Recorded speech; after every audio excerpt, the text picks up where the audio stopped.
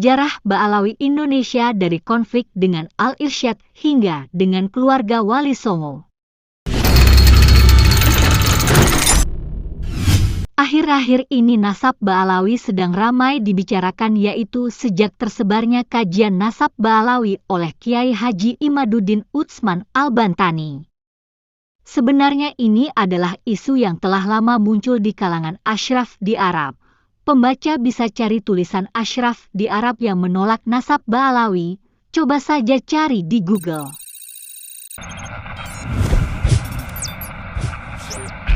Isu ini sudah ada jauh sebelum ada internet, sebagaimana telah lama juga muncul kitab-kitab sanggahan yang dibuat oleh pihak Ba'alawi.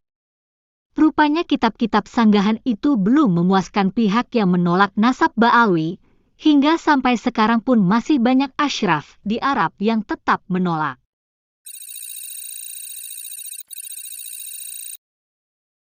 Isu ini mencuat kembali setelah banyak asyraf di Arab melakukan tes DNA.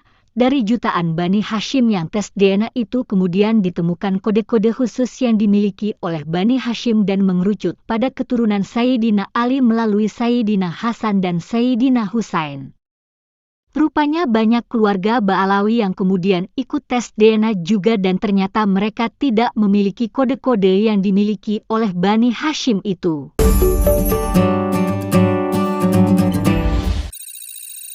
Nah, inilah penyebab mencuatnya kembali isu tertolaknya nasab Ba'alawi itu.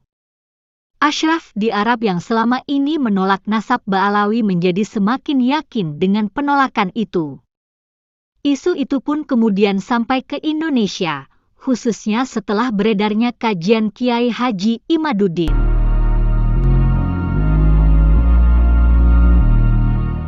Buku ini lengkap menceritakan penyebab kedatangan imigran Yaman hingga mendirikan Rabihah Alawiyah.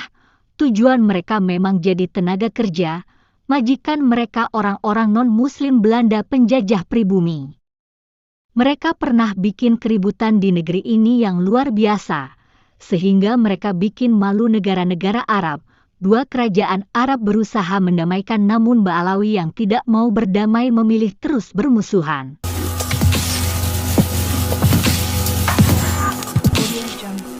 Ada beberapa habaib Yaman datang untuk mendamaikan tapi gagal. Sebagian habaib itu akhirnya pulang dengan tangan hampa. Sebagian lagi menetap di Indonesia bergaul dengan ulama pribumi, sehingga habaib ini mendapat tempat yang terhormat di negeri ini.